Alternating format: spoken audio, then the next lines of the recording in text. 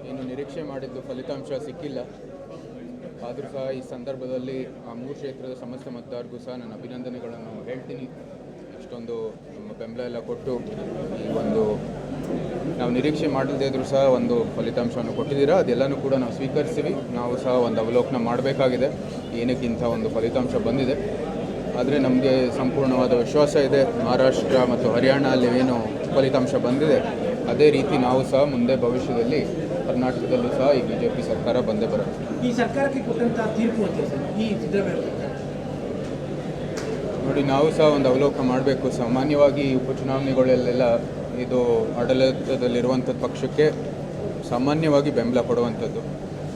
ಅದೇ ಅಂತೆ ಈ ಫಲಿತಾಂಶನೂ ಕೂಡ ಬಂದಿದೆ. ಆದರೂ ಸಹ ನಾವು ಅವಲೋಕನ ಮಾಡಬೇಕಾಗಿದೆ. ಮಾಡ್ತಾ ನಾವು ಮುಂದುವರಿತೀವಿ. ನಮ್ಮ ಹೋರಾಟನೂ ಸಹ ಮುಂದುವರಿಯುತ್ತೆ. ನಾವು ನೋಡುವಾಗ ಗ್ರೌಂಡ್ ರಿಯಾಲಿಟಿಯಲ್ಲಿ ನಮ್ಮ ಪರವಾಗಿ ಅಂದರೆ ನಮ್ಮ NDA ಅಭ್ಯರ್ಥಿ ನಿಖಿಲ್ ಕುಮಾರಸ್ವಾಮಿ ಅವ್ರ ಪರವಾಗಿತ್ತು. ಆದರೂ ಸಹ ಜನರು ಏನು ತೀರ್ಮಾನ ಮಾಡ್ತಾರೆ ಅದು ನಾವು ಒಪ್ಕೋಬೇಕು.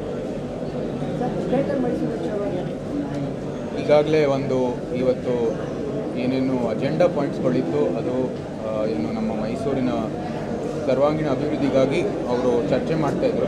ನಮ್ಗೆ ಹೇಳಿದ್ದು ಇದು ಮೈಸೂರು ಬೃಹತ್ ಮೈಸೂರಿನ ಏನು ಮೇಲ್ದರ್ಜೆಗೋಸ್ಕರ ಇಲ್ಲಿ ಚರ್ಚೆ ನಡೀತಾಯಿತ್ತು. ಆದರೂ ಸಹ ಏನು ಸಮಸ್ಯೆ ಇಲ್ಲ, ಒಳ್ಳೆಯ ಒಂದು ಚರ್ಚೆ ನಡೆದಿದೆ. ಜನರು ಒಂದು ಅಂದರೆ ಅನೇಕ ಸಂಘ ಸಂಸ್ಥೆಗಳು, ಮಾಜಿ ಮಹಾಪೌರರು, ಅನೇಕರು ನಾಗರಿಕರು ಬಂದು ಇವತ್ತು ಸಲಹೆಯನ್ನು ಕೊಟ್ಟಿದ್ದಾರೆ.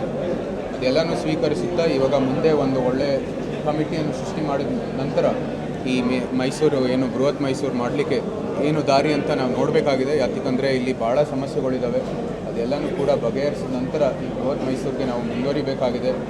ಎಷ್ಟೋ ಕಡೆ ಮೂಲಭೂತ ಸೌಕರ್ಯಗಳಾಗಿಲ್ಲ. ಪಟ್ಟಣ ಪಂಚಾಯತಿಗಳು ಚಾಮುಂಡೇಶ್ವರಿ ಕ್ಷೇತ್ರದಲ್ಲಿ ಚುನಾವಣೆ ಆಗಿಲ್ಲದೆ ಇರೋ ಕಾರಣಕ್ಕಾಗಿ ಅಲ್ಲಿ ಏನೇನು ಸೂಕ್ತ ಜನರ ಪ್ರತಿನಿಧಿ ಮೂಲಕ ಏನೇನು ಕ್ರಮಗಳು ತೊಗೋಬೋದು ಅದು ಆಗ್ತಾ ಇಲ್ಲ. ಸೊ ಇದೆಲ್ಲ ಸಮಸ್ಯೆಗಳು ಇರೋ ಕಾರಣಕ್ಕಾಗಿ ಪ್ರಸ್ತುತ ಸ್ಥಿತಿಯಲ್ಲಿ ಏನು ಸಮಸ್ಯೆಗಳಿದೆ ಅದನ್ನ ಬಗೆಹರಿಸಿದ ನಂತರ ಈ ಬೃಹತ್ ಮೈಸೂರಿಗೆ ಹೋಗಿ ಅಂತ ನಾವು ಸಲಹೆಯನ್ನು ಕೊಟ್ಟಿದ್ದೀವಿ. ಆದರೆ ನಮ್ಮ ಬೆಂಬಲ ಇದೆ, ಇದು ಅತ್ಯವಶ್ಯ ಅಂತ ನಾನಂತೂ ಭಾವಿಸ್ತೀನಿ.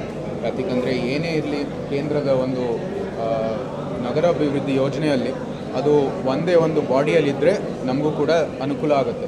ಸೊ ಆ ನಿಟ್ಟಿನಲ್ಲಿ ಇದು ಅನುಕೂಲ ಆಗುವಂಥದ್ದು ಬೆಳವಣಿಗೆ ಆದರೂ ಸಹ ಪ್ರಕ್ರಿಯೆಯಂತೆ ನಡಿಬೇಕು ಅಂತ ನಾವು ಸಲಹೆ ಕೊಡ್ತೀವಿ.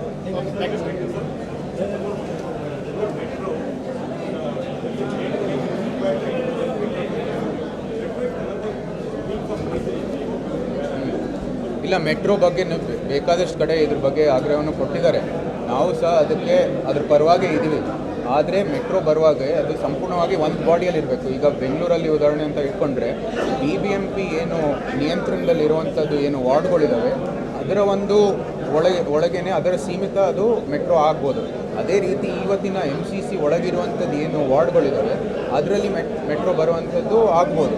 ಆದರೂ ಸಹ ಎಲ್ಲ ಬೇರೆ ಬೇರೆ ಕ್ಷೇತ್ರಗಳು ಅಭಿವೃದ್ಧಿ ಆಗಿದೆ, ಅಲ್ಲೂ ಕೂಡ ಮೆಟ್ರೋ ಅವಶ್ಯಕತೆ ಇದೆ. ಆ ಒಂದು ನಿಟ್ಟಿನಲ್ಲಿ ಈ ಬೃಹತ್ ಮೈಸೂರುಗೋಸ್ಕರ ಒಂದು ಡೆವಲಪ್ಮೆಂಟ್ ಪ್ಲ್ಯಾನ್ ಆಗಿ ಅದರ ಚೌಕಟ್ಟಿನಲ್ಲಿ ನಾವು ಮೆಟ್ರೋ ಮಾಡಿದ್ರೆ ಸೂಕ್ತ ಅಂತ ನಾವು ಭಾವಿಸಿದ್ವಿ. ಅದು ಕೂಡ ಸಲಹೆಯನ್ನು ನಾವು ಕೊಟ್ಟಿದ್ದೀವಿ.